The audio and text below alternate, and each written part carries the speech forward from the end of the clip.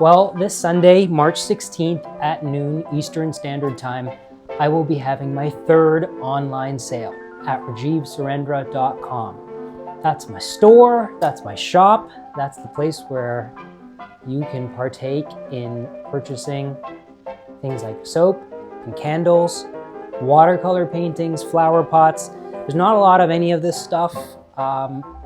It's just a one-man show. So there are 8 bars of soap in the next sale.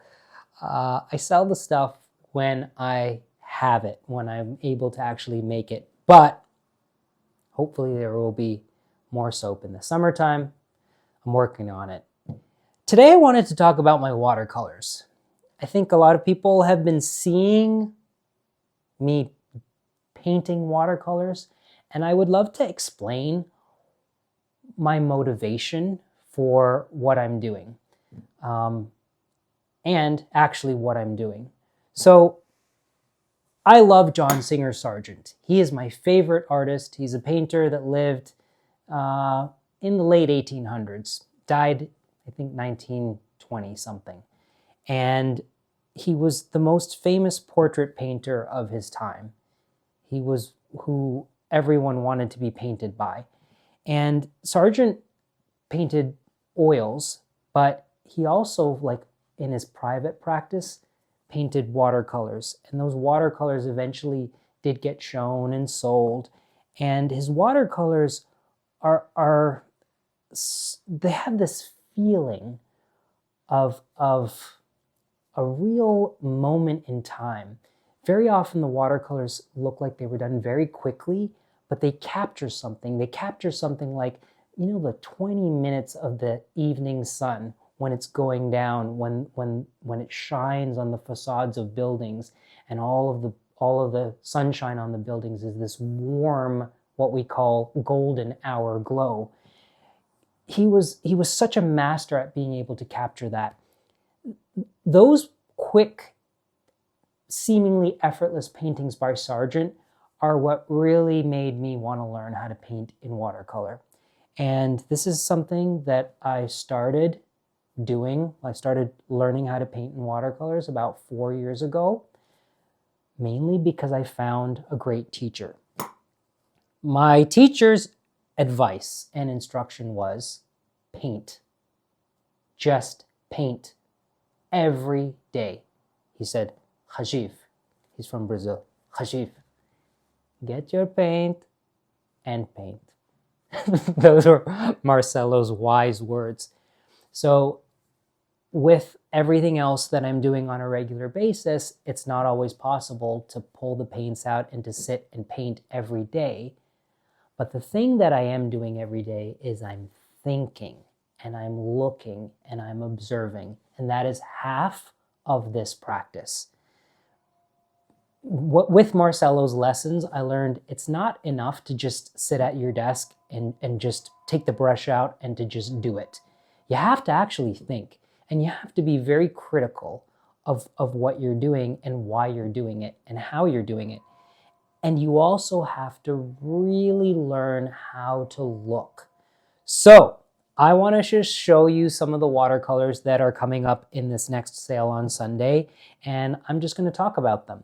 Some of the things that I've painted are still life paintings. So it's where I've set something up in a controlled environment, like it's usually inside at a table near a window, and I pick a subject, I put the subject down, and then I paint it.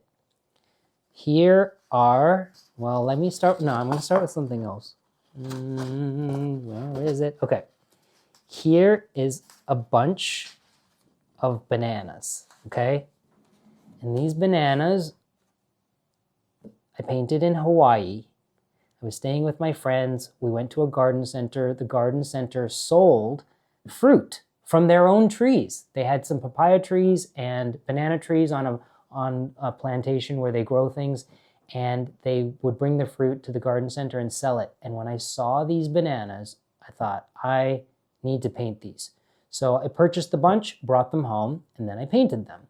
Well, when I set the bananas up and painted them and finished painting them, I looked at the painting and I realized, well, I painted them as they were, but there was something that could be better about this. I just felt like the beauty of this wonderful shape of bananas was not fully captured in this. And this whole thing of what was going on in my head is why I call these paintings studies.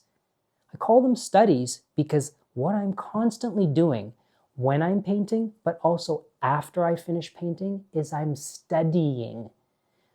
I don't consider myself a painter. I don't consider myself a watercolor painter. I consider myself a student. And I think back to when I was in school. When you're in school, you have in-class exercises and then you have homework. And then at the end, you have an exam. Well, I have my in-class exercises when I'm with my teacher. I have my homework that he tells me to do. And I don't believe I've ever had an exam in watercolors. One day when I graduate, and I don't know when that is, I don't have that goal in my head, I will be a painter and I will be painting finished paintings. But none of these, I don't consider any of these finished paintings. So with this study, when I looked at it all evening, I kept asking myself, what is it about this that I just feel could be improved? And then what I did is I actually put down the painting and I went back to the bunch of bananas and I picked them up and I looked at them. I held them in my hands and I moved them around, and then I put them on the table facing me and I turned them away from me and I looked at them and I realized that, wow, one of the aspects of this bunch of bananas is that they stand up on their own. They're not propped up. They're just standing up. And then it came to me while they were standing up. There's this spherical shape. It was almost like half a lampshade of the way the bananas grew perfectly, like the formation of how bananas grow is symmetrical and cylindrical. And that the beauty of the evenness of those bananas was not captured in this painting. Because I had just sort of propped them up and they kind of leaned over, and I painted them as they were leaned over. So here's the thing about studying. When you realize you make a mistake, or you made a mistake, or there's a place for improvement, you have to do it again. Just because I painted the bananas once, it doesn't mean that I've learned everything that I have to learn from this. So the next day, I set the bananas up again, and I painted them to capture the feeling of a lampshade. I set the bananas up so that they were all lined up and they were straight.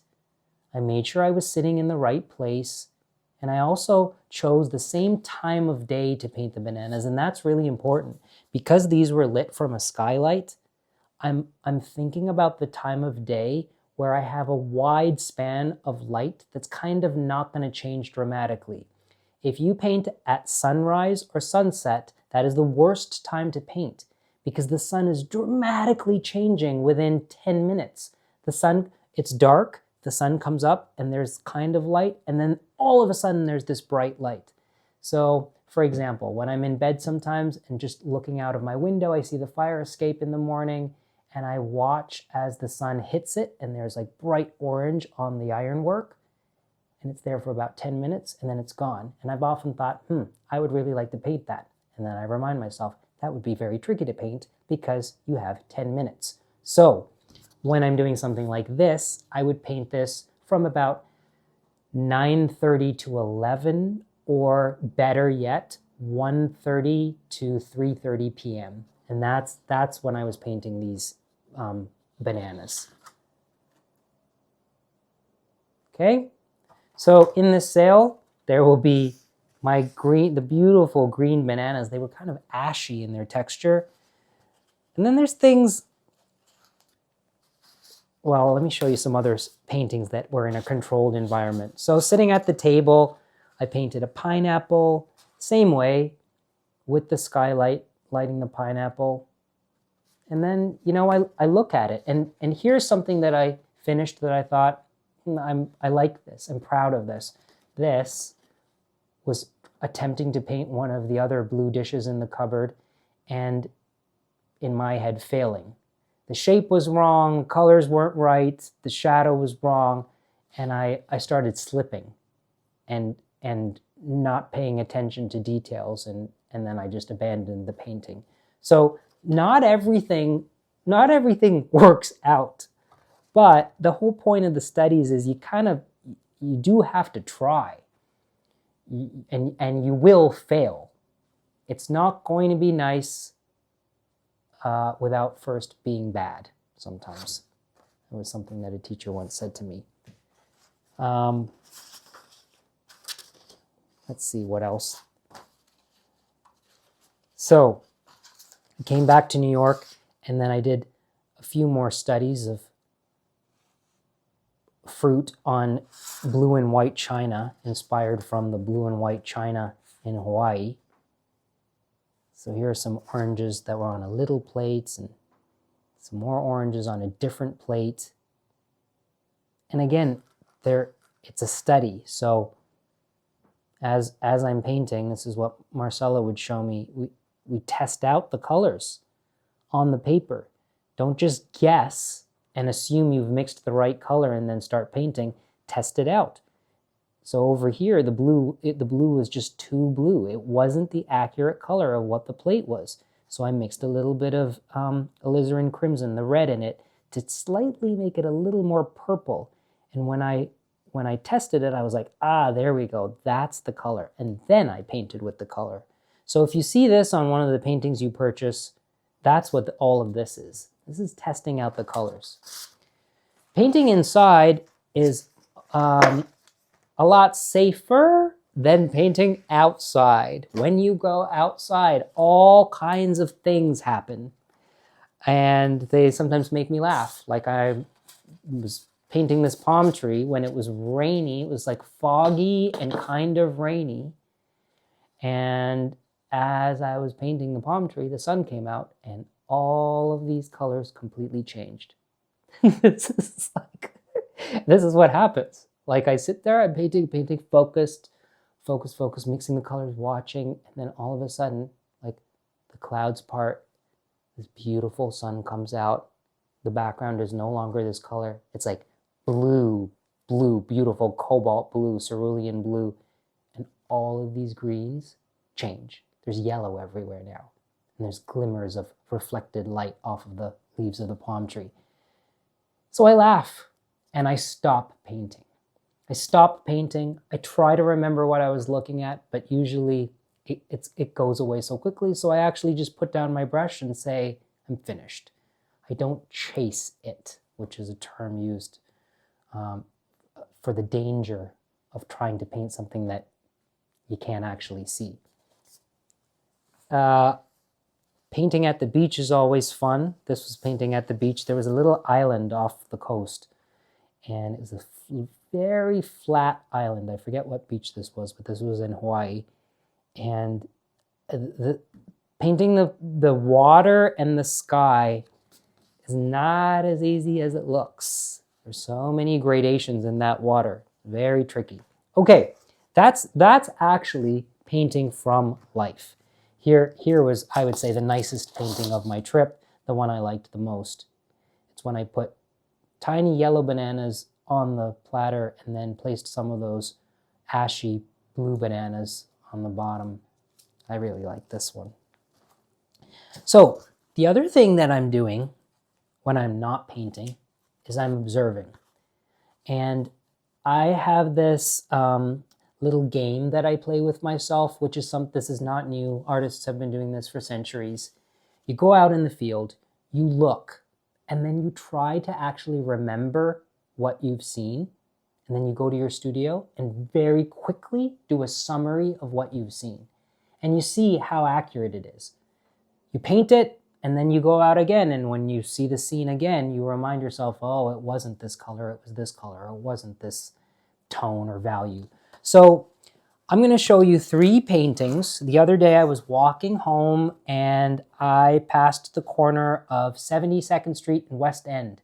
And it was slightly rainy, but on the horizon, not the horizon, in the distance, Jersey. I was looking out across the Hudson River and I saw Jersey. and the sky was this beautiful gradation. It was kind of foggy and gray at the top, but it started to get slightly orange at the bottom, like near the water. And I rushed home, got my paints, ran back outside, and then tried to paint in the rain. And I wasn't really covered. So as I'm painting, as I was trying to paint the scene, rain fell on the painting, and I mean, here's the gradation. So the main thing I was focusing on was this very light blue that went down to the orange over here. And this was very beautiful in contrast to these buildings on the corner of 72nd Street and Riverside. And I painted that and it was great. And then I thought, oh, let's put in the trees because the trees are there. And then I put the trees in and realized I should not have put the trees in. This painting was not about the trees. It was about this gradation, and I covered up the gradation. So this is what I do. I just go for it. I paint. I try to really capture what I'm seeing. And then when there's a certain point where I feel like I've lost it, I just stop and I abandon the painting. So this was an abandoned painting. But for the next few days, as I walked home, I would continually look to that view to see how it had changed. And there was one evening where it was so beautiful, as it often is in the evening, because the sun sets on that side. And I said to myself, okay, very quickly, remember this gradation. It's going from blue to purple to orange. And now, very quickly, summarize what color the buildings are in the background and try to go home and paint this. So I came home, rushed home, sat at my desk, pulled my watercolors out, and I tried to paint from memory what I had seen. And this is a really good exercise because it's so quick. This is not fussing over the details in the building or even the overall shape or the details in the shape of the buildings that are in New Jersey across the water. This is just about what were the colors, what are the proportions. So it wasn't blue up here and then orange over here. It was blue for most of it and very gradually changing from blue to this warm peachy orange color of the horizon. And I did ask myself, now squint, what's the overall feel of those buildings? They're a cool color, but they're kind of purple. So I did that one. And then I asked myself, well, is that actually how they were? And I did another one right after doing the first one. And this practice is something that I do often. I take a photo in my head. I'm very tempted to pull my phone out and take a photo, but I don't do that. And you know why? Because the camera will skew things. The camera is adjusting to capture the capabilities technically of the camera. The camera is not going to actually capture what I'm seeing. And this is the danger of relying on a photograph, is that you're not training your mind to remember. And this has been a very interesting thing, is thinking about how much we rely on looking at a reference on a screen and how that has pulled us away from really learning to see and remember what we've seen. So I really force myself, do not take a picture, as tempted as you are. And I don't. I come home and I try to remember, but as I said, I've made mental notes. Blue, orange, maybe a little bit of pink. Purple buildings.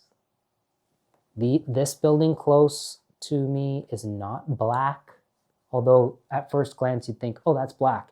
It isn't black. It's kind of blue and brown mixed together. So these are the studies. These are all my studies that will be for sale this Sunday. This is what I've been doing while I've been painting, and I wanted to share with you the motivation behind all of this and what's going on in my head while I'm doing this. Thanks for watching.